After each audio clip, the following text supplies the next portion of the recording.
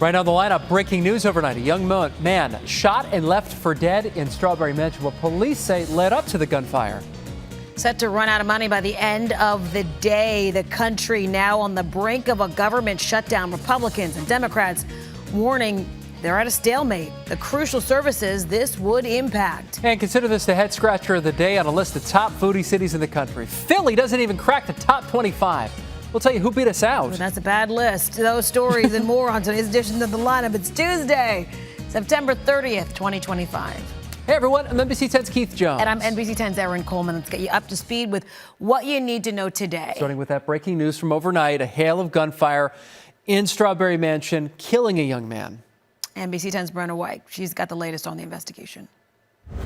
Well, right now, police are working to get surveillance video from multiple cameras they say are in the neighborhood. They're also questioning witnesses right now inside of police headquarters, hoping to learn more about what led up to the shooting. Officers tell us those witnesses reported hearing teens arguing just after midnight overnight. This was at 31st and Norris in Strawberry Mansion. They say one or multiple teens pulled guns and started shooting.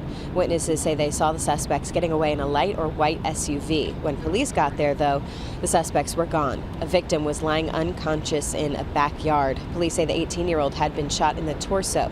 They rushed him to the hospital where he died. You can see investigators placed evidence markers all over the street. They say they collected at least 10 shell casings. They're hoping that evidence, surveillance footage, and information from those witnesses who are inside police headquarters right now will lead to multiple arrests. They're asking if you know anything about what led up to this shooting in Strawberry Mansion to contact detectives. Reporting from Philadelphia Police Headquarters, Brenna Weick, NBC 10 News.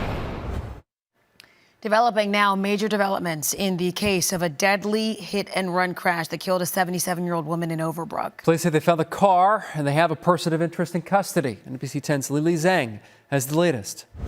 This morning, a possible step towards closure for the family of a hit-and-run victim as police announced they have a person in custody in connection to last Friday's crash killing Dorothea Cathell. Take a look at this video from Skyforce 10 over the Philadelphia police impoundment lot yesterday. A police tow truck is seen dropping off the suspected car involved in that deadly hit-and-run. According to police, the car was found yesterday at 27th and Snyder. Earlier in the day, police released a photo of the car they were looking for that they say hit and killed the 77-year-old. The crash happened by 54th and Lancaster in Overbrook. Before police announced they had someone in custody, the victim's son said the family was experiencing a wave of emotion. I've been strong, hurt, distraught, angry, very angry because my mother owned a champion. The next steps in the investigation include police getting search warrants to gather more information and more evidence. Police say the person they have in custody at this point is not arrested or charged with a crime. Reporting in Brewerytown, Lili Zheng, NBC 10 News. Time is running out for lawmakers to pass a funding bill. They have until midnight tonight to reach an agreement. If they don't, the government will shut down. The president and congressional leaders, they're blaming each other for being the reason the government spending bill has not passed. House Republicans, they passed a spending bill to keep the government open, but so far they cannot get enough Democratic votes to pass it through the Senate. If there is a shutdown, vital programs like Social Security, Medicare, Medicaid, VA benefits, those would continue. Essential workers like active duty military and air traffic controllers, those would still have to show up for work without pay. But many other federal workers could be placed on leave. Republicans control the House and the Senate, and there's a Republican president. If the government shuts down, it's because Republicans want to shut the government down. You don't put a gun to the American people's head and say, unless you do exactly what Senate and House Democrats want you to do, we're going to shut down your government. A shutdown could lead to national parks closing. That would impact both Independence Hall and the Liberty Bell Center here in Philadelphia. During the last shutdown, the city's immigration court was closed. Shelters that rely on federal funding to help the city's most vulnerable populations, they were also impacted. The contract for thousands of Temple University health workers expires today. With no deal in place, they're set to go on strike in 2 weeks. The contract with the union represents more than 2,600 nurses and technicians. They want the hospital system to improve security and drop plans for benefit cuts. After the health workers delayed their strike over the weekend, the hospital releasing a statement saying they're confident the negotiation process will produce a contract It does right by the employees in the hospital and allow them to deliver the care patients deserve. In Camden County, students at Winslow Township Middle School will have a full virtual learning day today. Yeah, the school has been closed since a pipe burst last week. No word on when it will reopen for in-person classes. Be sure to stay with NBC 10 on air and online for updates. Starting tomorrow, part of City Avenue will be reduced to one lane in each direction. Yeah, that'll be between Bryn Mawr Avenue and 47th Street. Crews will be repairing the bridge over the SEPTA tracks in that area. The lane closures lasting through June 2027. PennDOT advises drivers to allow extra time to travel through the work area. Red October's here for the Phillies. The team getting a well-deserved rest after earning a bye from the wild card round of the playoffs. Yeah, the picture of who the Phillies will play next will begin developing tonight. The Reds and the Dodgers, they begin their wild card series out in L.A. Whoever wins the best of 3 games earns a trip to Citizens Bank Park on Saturday. So we don't know who the Phillies are going to play just yet in the NLDS. We do know the Phillies faithful will pay whatever the price is to get to Citizens Bank Park. Not cheap, though. The price here of a ticket to Game 1 Saturday at the bank starts at $285 for standing room only. Even nosebleed tickets are more than $300. A seat on the lower level behind home plate, that'll run you $7,100. That's a lot of money for a single ticket. Crazy. Yep.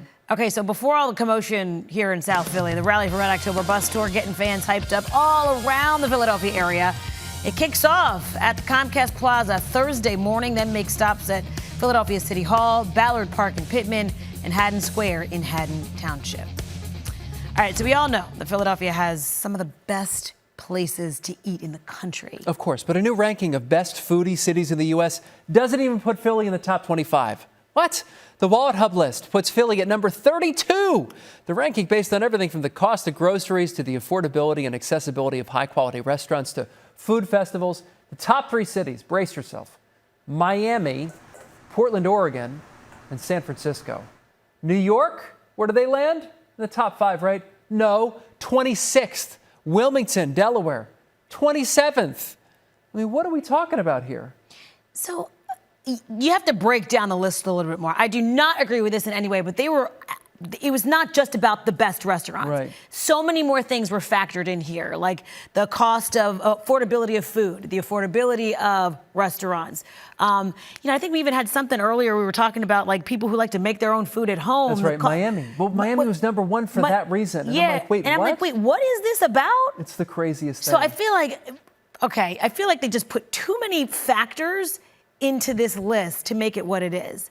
But for the big number, for Philly not to be involved, for New York City not to be in the top 25 is insane. Well, I think that goes down, or LA. And LA. The affordability, the prices of these restaurants. That had to be it if Milwaukee is making it. In Orlando. Yeah.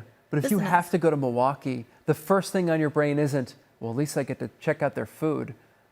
It's not the top 5 things I think about Milwaukee. Or buy my own and make it in the hotel. What am I doing? Yeah. What are we doing here? No, we're the foodie town. I'd go to McDonald's instead. We were offended by the list. Would you go back to McDonald's? I would, because you know why? Because they're bringing back the Monopoly game after a 10-year hiatus. Well done, Keith Jones. The contest begins Monday with digital game pieces to go along with the classic stickers that you'll find on menu items. There are some big prizes up for grabs, including vacations, a Lowe's shopping spree. You're going to need to use the McDonald's app to claim prizes. 10-year hiatus. Remember that? Great memories. I remember collecting I used to have a little baggie. And I would collect a Ziploc. That's yes, a Ziploc bag. Yeah. You collected all the ones. That's funny. And then it's like, well, I'm out of town. Let me go to that McDonald's. Maybe they got Boardwalk. Nobody could ever get No. You could never get. You could always get Park Place. You could never get Boardwalk. Boardwalk was the one. Yeah. Boardwalk was the one where they made and that was the $1 million. I can't remember what it was. A huge monetary amount. And then there's, it's funny. There's so much to deep dive about this too. There's a documentary that you got to watch out there. So it's so cool to bring the game back. Though. Why it went away. Yes. So, yeah. Very cool. Do that on your own. Chipotle fans, get your taste buds ready. Yeah, the restaurant's new red chimichurri sauce launches today. It was originally meant to go with the carne asada, but they say it can go on anything. As a bonus, rewards members can try the sauce for free. So there's that. Hey, what's that? Nothing. They're trying to get people back. They're trying to get people That's back right. in the stores. All these restaurants. Do you ever think about calling out sick to work, I should say? Okay, a new study shows that your coworkers would rather that you stay at home. Talker Research surveyed 2,000 Americans. The study found nearly 1/3 of workers would rather their coworkers not power through, just call out. It's also true for relationships. More than 40% of people say they don't like it when their partner knowingly shows up to a date sick. I think that's crazy. I think a date and work are two totally separate things. Yes, I agree. Like I feel people feel obligated. Well, people of a certain generation feel obligated an older generation to go to work That's even right. when they're sick and power through. Because you've got a goal in mind at work. You've got Yes. a team that you're collaborating with. You don't want to leave your team shorthanded. There's also that old school work ethic too. A date is certainly way more personal and intimate. It's like, what are you doing? You're gonna be holding in close hands and proximity. stuff You're sharing food across a table. Like, Yeah. ugh, no. No, thank you. Stay home. I think also with the rise of like these open workplaces, these open concept workplaces, like germs are like you're in a cubicle, like germs are spread, or there's no Now like there's wide open. you can't like if you're sick, you can't like go to an office and close the door like you could, Right. maybe before. So I guess stay home. Stay home, man. Yeah. Stay home. Okay.